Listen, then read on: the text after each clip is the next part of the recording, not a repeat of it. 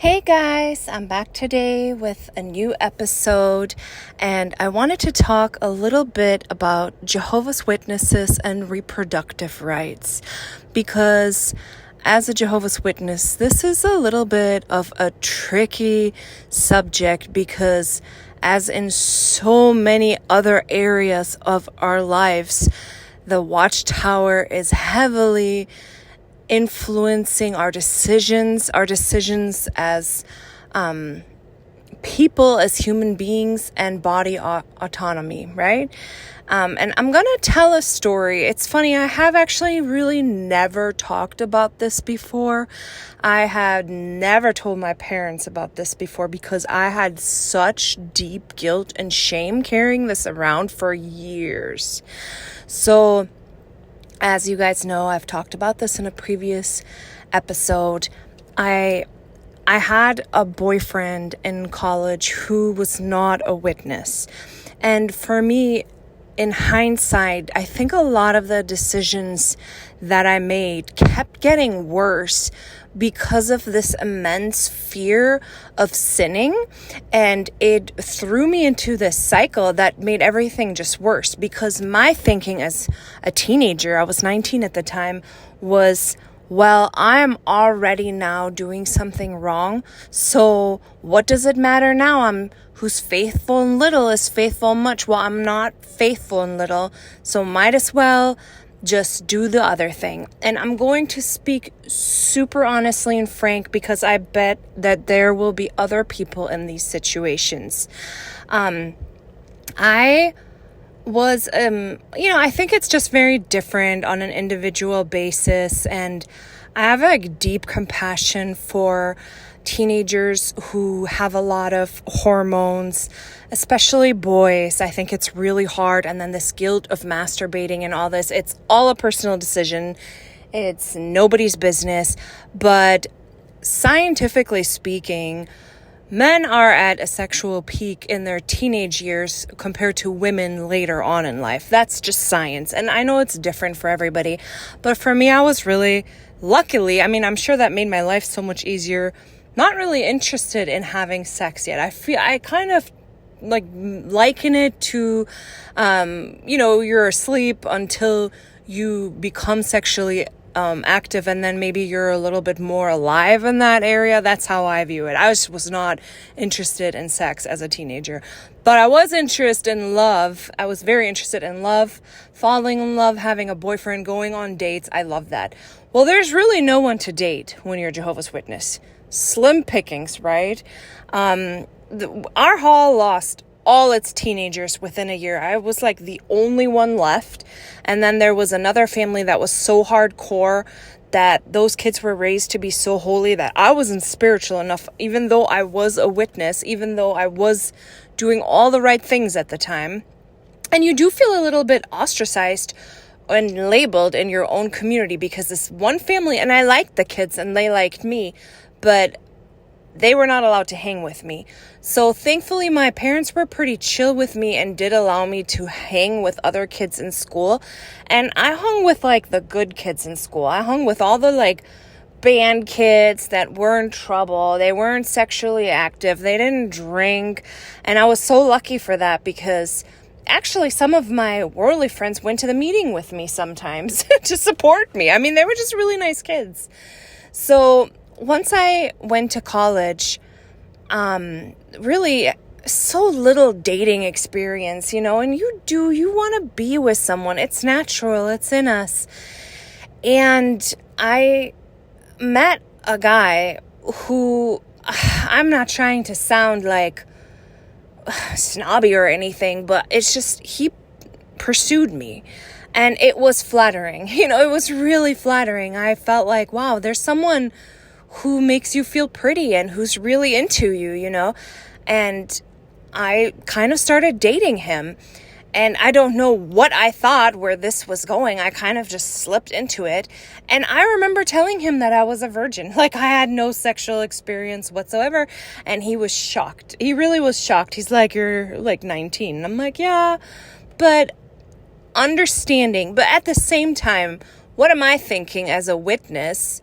Because where is this going to go?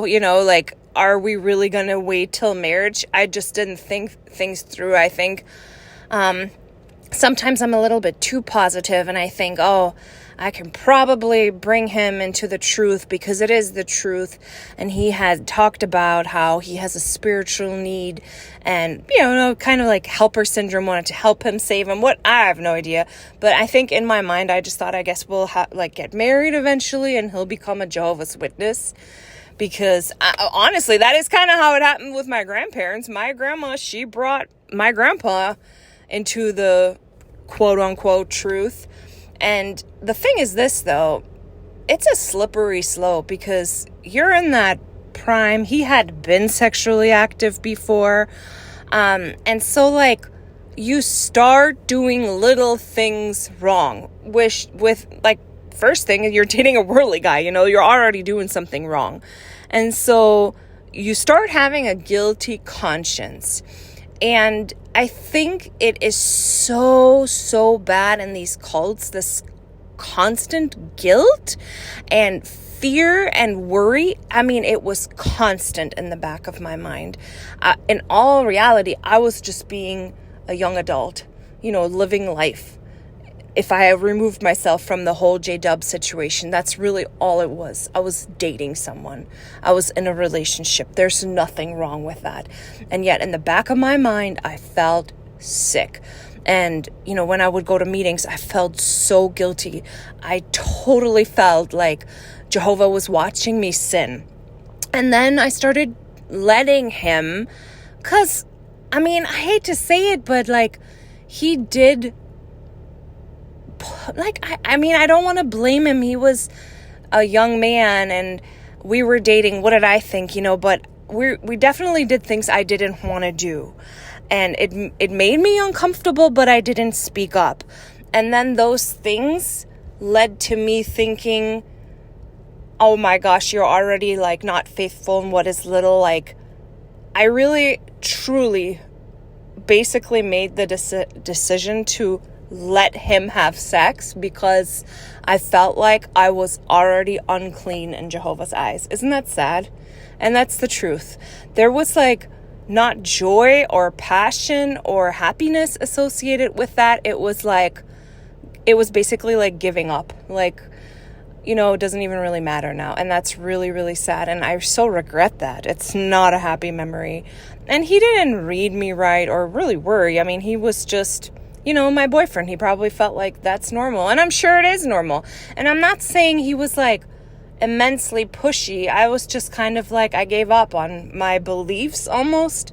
And I do remember this. And again, I'm talking very openly right now. I remember the first time that I thought in that moment, great, Jehovah and the 144,000, my great-grandma's friend, Sister Putzinga and Brother Putzinga are watching me right now. Isn't that creepy? I really did. I thought that. I was like, wow, this is nuts. This is insane. And I was so depressed. And I really felt like the ultimate sinner. I felt horrible. I cried all the time. I was so depressed. I let myself down. I did something that I had always wanted to wait till marriage, so for me it was really depressing, very depressing. But then, now here I was, and I was basically kind of stuck in this cycle of having a worldly boyfriend, having sex, and didn't really know what to do about it. But the whole reason I'm really telling this whole story, because you guys know the end, he was, actually, I have to say, understanding that I wanted to get married, and he didn't judge me for being really depressed and crying all the time. He was like, we can get married. So we went to the courthouse. But before that even happened, before I knew that we would get married, I wasn't really planning on fornicating, but thankfully, I have to really say that in Europe, we talk about sex ed in school early on. There's no such thing as permission slips and asking your parents if you can learn about sex. sex is science. And so they teach the kids. And we had a very thorough education about basically everything. And I think that's really important. I don't really know why it's such a big deal in America to have sex ed in school when it's a fact of life. Like, whether you're, it's this Christian narrative in school that kids should practice abstinence, which they don't. I was like one of the few who actually did in high school, but it's this narrative of that they shouldn't learn about sex, but that's such crap, because in all reality, they're going to have to learn a little bit about sex and birth control. What is like the big deal? I don't really get it, but I'm really glad I did know how to not get pregnant, but in my mind, I kept thinking, okay, we need to stop doing this, because it's just so wrong and I feel so horrible. But meanwhile, you also think at some point I'm going to have to confess, because you can't live with the bad conscience, right? That's like the brainwashing speaking right there. But at the time, because it wasn't really like planned to have sex, again, talking very openly here, and I'm sure people have gone through these situations, and that's why I'm just being open. It's a long time ago. I carried it with me, but it's time to just talk about everything. We were using condoms, right? So at least I felt like in the moment I was responsible. And one day the condom broke, and I seriously was like freaking out, horrified. And in your mind, as a Jehovah's Witness, seriously, everything flashes before your eyes. You think, if I'm pregnant, can you imagine like the judgment you have to endure being pregnant in front of the congregation, having to tell people, having to confess, getting disfellowshipped? Like, in my mind, that seemed so overwhelming to have to come clean about all this stuff, and to say that I had gotten pregnant, and like to have basically the scarlet letter on you. That's really what it is. I was horrified. And I didn't know what to do. I was really freaking out. And I went to Planned Parenthood in our state, which thankfully, I don't even know if I had health insurance. I have no idea. But Planned Parenthood really helped me out, and they were free. And thank goodness, they were like, here's the morning after pill. Don't even worry. And you just take it, and then there's no chance of being pregnant, or at least like super duper slim chance. And I never, ever told anybody about that. And like, it really kind of shows to me how the brainwashing is so real, because I felt like the biggest sinner. Like, I felt like I had an abortion. I don't even know if I was pregnant or not. I have no idea. After one day, there's really nothing there, but I really felt like, oh my God, I had an abortion, and all. I felt horrible, absolutely horrible. And it's just so real, the agony this brainwashing cult puts you through, that not only do you have to deal with the fact that you might be pregnant or not, and that, and really, these are things that happen in people's lives constantly. But to have this layer of shame attached to it is so, so stupid. And even the fact that I never really told anyone about that, because I felt so horrible. And, I had to go to a judicial committee about like all of this later on, even though at that point I had already married him. And they were like, the elders asked me, is there anything else that you want to confess? And I'm like, oh, no, because it was already so bad talking about like my husband and I at the time's like sex life, than to even bring up that I took the morning after pill, and how Watchtower is in our lives. I was 19. I couldn't have had a baby at that point. Like, I was in no way, shape, or form like prepared to have a baby. I wasn't even done with school. He wasn't done with school. And that Watchtower is so involved in our reproductive rights is crazy. I mean, they really meddle with what forms of birth control we use. You cannot use a vasectomy or get your tubes tied because they say that that's like messing with your sexual organs that Jehovah gave you. You can't have just the progesterone pill or the IUD because it actually lets sperm and egg unite. Very rarely, but it does.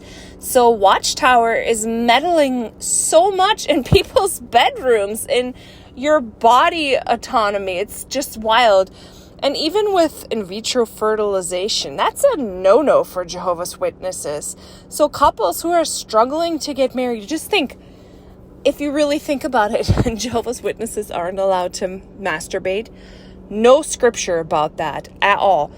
But they take it that, it's considered wasting your semen on the earth. The scripture that they take for that applies to something else. But they cherry pick this scripture and then say, oh, no masturbation. The Bible doesn't say anything about masturbation. The scripture that they take is about a brother who was supposed to get his deceased brother's wife pregnant. That was like a rule in Israel that if there was no offspring, that you had to get your brother's wife pregnant so that she could have offspring. And in the scripture, he didn't want to do that, so he masturbated onto the ground so he wouldn't have semen to get her pregnant, which is crazy, but it doesn't really mean that you can't masturbate. There's nothing in the Bible about that. And why isn't there anything in the Bible? Because they all do it. Hello. And then the other thing is, so if you get in vitro fertilization, like the man basically has to go and, masturbate into a cup. That's part of like collecting your sperm. And what Watchtower says about that is that they consider that pornea. It's like a misuse of the sex organs, even though the sex organs aren't really like involved in that personally. And you could be married and they still say in vitro fertilization is a no-no. And it's kind of funny to me that they say it's a misuse of the sex organs that Jehovah created, when Jehovah in the Mosaic law actually said that if the brother died, then the other brother has to get the wife pregnant of his brother. Like, I mean, that's kind of like fornication and adultery, don't you think? What about all these people taking mistresses? Abraham took a mistress, and all these people took, which is really weird, but there were male prostitutes at the temple. What the heck is that all about? Talk about misuse of sex organs. So please, Watchtower, when people want to get in vitro fertilization, it's not your business. And your cherry picking scriptures make 0 sense. 0. So what I really want to say is, what you guys choose to do, like MTV used to say, it's your sex life. You have bodily autonomy, and you get to choose what you want to do and how you want to have children. This is a free country. Don't let Watchtower make you feel guilty. I had this guilt with me for decades about taking the morning after pill one time. I had this shame. I felt like such a horrible person. You guys, stop. Do what's good. Be kind. And don't let Watchtower make you feel like you're worthless or that you're a bad human being for controlling you in things that are none of their business, really. So I'll leave you with something to think about. Please tell me your stories and your thoughts on all this, and I'll talk to you soon.